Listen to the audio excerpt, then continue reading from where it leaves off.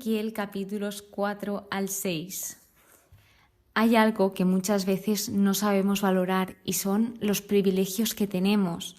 Por ejemplo, en el caso del pueblo de Israel, ellos eran un pueblo privilegiado, pero ese privilegio lo que implica es responsabilidad y una redención de cuentas. Esto, por ejemplo, lo podemos ver, imaginaos una persona que es rica y tiene un hijo. El hijo hereda esa fortuna, supuestamente, si la hereda, y el hijo puede o saber cómo gastar esa fortuna, cómo utilizarla, o no tener ni idea y quedarse en quiebra. Entonces, pues algo así parecido les pasó al pueblo de Israel, que ellos, como estaban tan seguros de lo que tenían, que eran el pueblo escogido, de hecho muchas veces llegaron a orgullecerse y ser egocéntricos pensando en que como somos el pueblo de Dios, pues no nos va a pasar nada, somos los elegidos, pero pues no sabían que les podían pasar cosas si ellos no actuaban justamente. Y esto es lo que empieza a suceder, que a pesar de que ellos eran rebeldes con el pueblo y utilizaban la violencia, oprimían, etc., pues Dios les estaba avisando a ver si se daban cuenta de lo que estaban haciendo, les advertía, les daba oportunidades para que no viniese ese juicio o ese castigo que les hiciese ver lo que estaban haciendo y corregirse, aprender esa lección. Entonces el capítulo 4 empieza con un anuncio del asedio de Jerusalén y aquí se ven 3 demostraciones proféticas de ese juicio venidero, ese juicio que va a venir. Entonces, la primera, pues se ve como un ladrillo y una sartén de hierro, donde el ladrillo representa a Jerusalén y la sartén de hierro representa ese muro que tenía que representar Jeremías entre él y la ciudad. Así que esto era para simbolizar ese muro que iba a haber entre Dios y esa nación, entre Israel. Y finalmente, con esto lo que hacía es, pues como jugar con muñequitos y representar lo que iba a suceder, que era que los babilonios iban a sitar Jerusalén, que efectivamente esto sucedió en Jeremías y en otros libros, lo hemos visto, pero el más reciente es Jeremías y vemos cómo sucedió y el pueblo llegó a pasar mucha hambre porque no podían ni entrar ni salir los comerciantes. Entonces, esto era una señal para la casa de Israel. Sucede en el año 588 a.C. La segunda señal le dice el Señor a Ezequiel que se acostase de lado 390 días del lado izquierdo, donde él cargaría con la culpa de Israel. Esto estaba representando todo lo que Dios le estaba diciendo y lo que iba a suceder.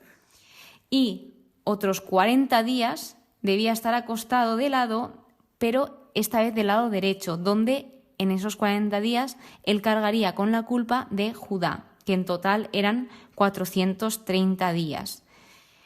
Representaba un día por año, porque si no hubiesen sido muchísimos más.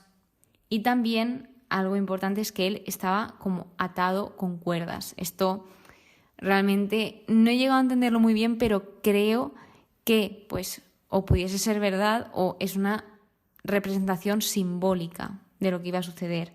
Entonces, luego de esto, la tercera señal es explicarle a Ezequiel cómo iba a comer durante esos 430 días que él tenía que estar acostado. Y esto era para que ellos viesen, para que el pueblo viese cómo iban a comer ese alimento. Así que, como vemos, mientras él iba a estar acostado, no estaba completamente inactivo, sino que también Dios le dio instrucciones de cómo debía comer y cocinarse las cosas.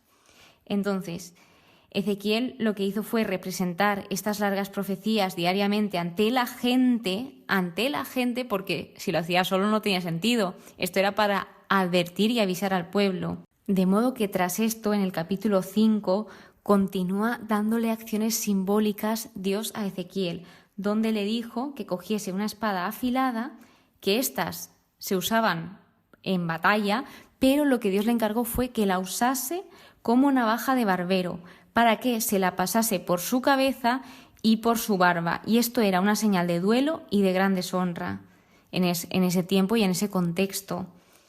y luego que en una balanza dividiese en partes lo cortado. Entonces, una vez dividido, lo divide en 3 partes. El primer tercio lo que debía hacer es prenderle fuego, y esto simbolizaba que iba a venir una peste y un hambre, una hambruna. Luego otro tercio debía de cortarlo con la espada, que esto simbolizaba que vendría espada. Y el último tercio debía esparcirlo por el viento, que simbolizaba a las personas que iban a ser esparcidas por las diferentes naciones, iban a ser divididas. Entonces, sí que es verdad que también le dijo que tomase una pequeña cantidad y que la recogiese en el vuelo de su manto, pero que volviese a tomar un poco y que lo echase al fuego, es decir, que solo un pequeño resto quedaría pues protegido, que eso simbolizaba a ese resto que sería la base de esa restauración posterior, que es el resto de Israel. Tras contarnos todas estas acciones simbólicas, nos dicen esas razones del juicio, que generalmente explica que Jerusalén era incluso mucho más malvada y mucho más rebelde que las naciones paganas. Y además que también ese juicio venía porque profanaron el santuario de Dios, profanaron el templo del Señor. Y tras esto que el pueblo rechazaba al Señor. Entonces, como consecuencia de esto, Dios también iba a rechazar a su pueblo. Sin embargo, en el versículo 9 dice: y debido a tus abominaciones haré contigo lo que nunca he hecho ni volveré a hacer jamás. Yo me quedé cuando lo leí en esta última parte de que lo hizo, pero que nunca lo iba a volver a hacer. Y todo lo que dice Dios lo cumple. Y acaba en unas palabras que se repiten varias veces en el capítulo 5, que es: yo Yahvé he hablado. Entonces, Dios cumpliría su propósito de enseñar a las naciones a través de Israel, porque las naciones de alrededor vieron cómo, a pesar de que el pueblo era el pueblo de Dios, estaba siendo pues castigado, estaba siendo rectificado, se les estaban dando lecciones y estaba viniendo ese juicio venidero. Entonces, Dios quería que también aprendiesen de esto y que ellos no eran una excepción, sino que todos eran responsables de sus actos. El juicio iba a venir como se prometió, y esto sucedió, y de muchas formas distintas. No iba a venir de una manera única para todos, sino que iba a ser variado, original, básicamente, para entenderlo.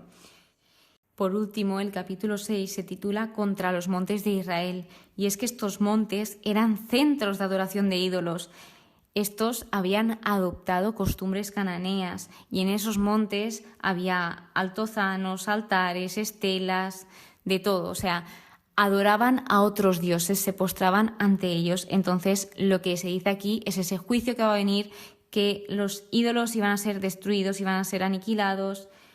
Y también vemos como esa tierra que fue profanada por los ídolos, ahora mismo lo que iba a suceder es que los ídolos serían profanados por los cadáveres de sus adoradores. O sea, suena un poco fuerte, esto lo extraí del estudio, pero es lo que iba a suceder. Entonces, hay una frase, un versículo que dice Dios, que es: sabréis que yo soy Yahvé.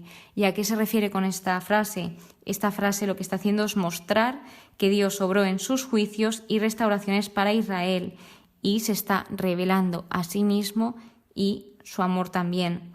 Esto es para que se reconozca. Él lo que quiere es que le conozcamos, le reconozcamos quién es, porque lo que sucedía aquí es que adoraban a ídolos que no hacían nada, eran simplemente hechura por manos humanas y eran estatuas, entonces no les iban a aportar nada y es como que no tenía sentido lo que estaban haciendo.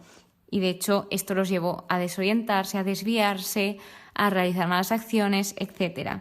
Así que lo que sucedía aquí y lo que se veía es ese deseo del Señor de ser conocido por todos los hombres. No simplemente esto se dirigía a Israel, este era un juicio contra Israel, pero estaba dando esa lección a todas las naciones.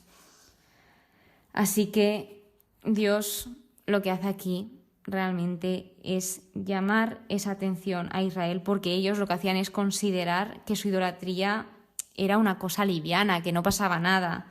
Pero, sin embargo, Dios los veía como grandes abominaciones. Es decir, muchas veces nosotros intentamos minimizar la gravedad de los pecados, pero generalmente esto es un gran fallo y un gran error, y Dios nos quiere hacer ver esto, que hay cosas que no se deben minimizar porque nos pueden traer graves consecuencias, y además es que nos afecta a nosotros, porque Dios lo que quiere es que seamos felices y estemos bien y tengamos una vida plena. Así que, pues ojalá sepamos escuchar al Señor y ojalá sepamos aprovechar todos esos privilegios que se nos ha dado. Muchísimas gracias por estar aquí, muchísimas gracias por escucharme. Espero que pases muy, pero que muy buen día y que Dios te bendiga.